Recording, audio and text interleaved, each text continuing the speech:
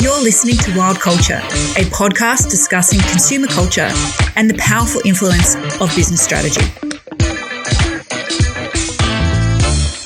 If you're on social media, chances are you've come across posts from some of your favorite local businesses or brands who are talking about not participating in major sales.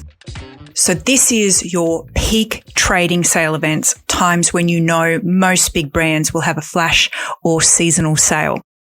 I'll break that down a little further. These are your Black Friday type sales, your Boxing Day sales, Christmas in July sales, back to school sales, so on and so forth. What happens during these sales is they typically last around 1 to 3 weeks, and the usual product price drops by around 10 to 40%. Typically, you'll see the 20%, 25% off signs in store online. But you might see a range of percentage or dollar savings even, prices that are offered during these sale events. What we're seeing on social media is a wave of brands who are declining to participate in these events. So that's what we're going to talk about today. If you're listening in for the first time, hi, I'm Tanika. I'm a strategic planner, marketer, researcher, and author, and this is Wild Culture. This is a podcast where we talk about the wild things consumers do with their wallets and the equally wild things brands do to woo these consumers over. Now, I want to start with 2 case studies here today around sales. One is a deliberate strategy and the other is accidental. The first case study is Chanel. Now, Chanel is a brand that never goes on sale. The penny might have dropped for some of you. That is exactly what they do. They never go on sale. You will never walk into a Chanel store and see 50% off their sunglasses, 50% off their rouge, their lipstick. Not going to happen. David Jones or Maya might do something like that, perhaps off all of their products, but Chanel specifically, they won't. This is deliberate. It helps keep the brand's iconic status as a premium brand of luxury goods. It helps to retain its value chain in market as an exclusive brand, not available to those who can't afford it. Sounds cruel, but that is what this deliberate strategy does. Louis Vuitton do similar. Now, a few years ago, I was in Paris and a colleague and I were looking in the Louis Vuitton store there. There were no prices on anything. And the vibe that we got was if you have to ask the price, then you simply can't afford it. That is what I mean by value in market and exclusivity. That is what not going on sale can do for a brand. The other case study is Katie's. Does anybody remember Katie's?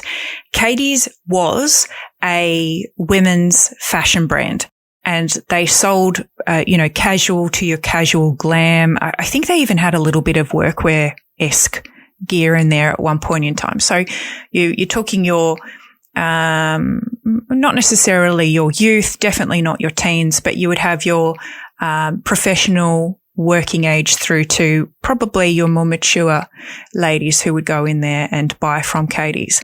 Katie's, before closing down, were chronically on sale, year on year, with no end in sight. That is not a nice place for a brand to be in, and it's accidental. That is what happens when a brand gets lost in the market.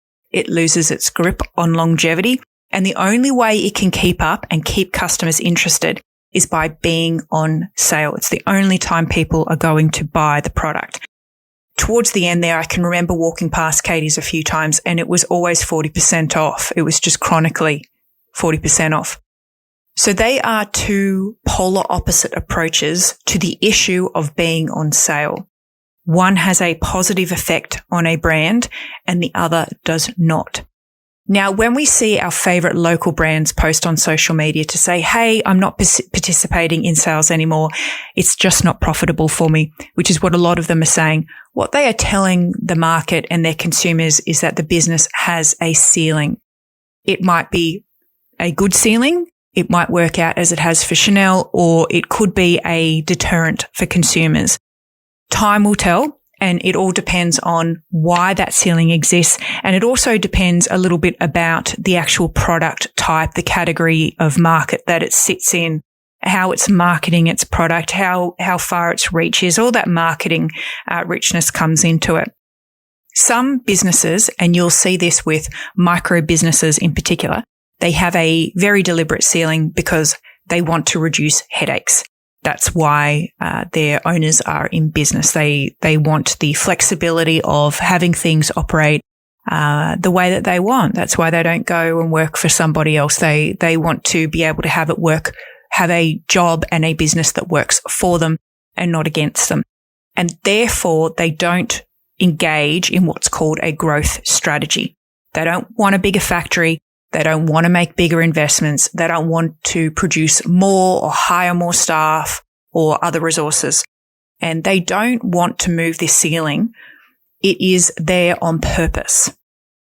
As a business strategy, this approach is stagnation or its maintenance. It can lead to decline or obsolescence over the long term, but not always. So it's not always dangerous for a brand to do this. There can be some very genuine and good reasons for doing it. Some brands, when they're in a deliberate period of stagnation and maintenance, they will optimize within that. So they will tweak their processes. They'll make them faster and more efficient in that time while they're doing it before they launch into a growth strategy. So they might fix up a few little known headaches before moving on. And that can be a really great strategy for a business to engage in. And some brands will also stay in a period of maintenance where they focus on nurturing their community and their consumers because they want to build loyalty. They really want to indent themselves in the marketplace. And that can be very important. Particularly for regional businesses, you really want to be known for being good to your locals, being good to your community. So you might want to focus on that. That can be a really valid approach. That all being said, if the ceiling is in place purely because a 20% discount at sale time makes the product no longer profitable to the business, then what the business risks is becoming a hobby to its leadership or its business owner if it continues to participate in those sales. This can signal a ceiling that needs to be worked around for the business to scale to the next level, and that requires doing things differently. For a small business, that can mean exploring new suppliers, new materials. It can mean hiring more people. It might mean upskilling in business acumen so that leadership is able to lead through that growth and to tolerate new risks that come with growth in the market. You've got to be ready for these things and you've got to want them and you've got to understand them thoroughly. So growing beyond that ceiling is a mindset shift as much as it is an operational leadership and management shift. So let's round out today's episode with a couple of questions.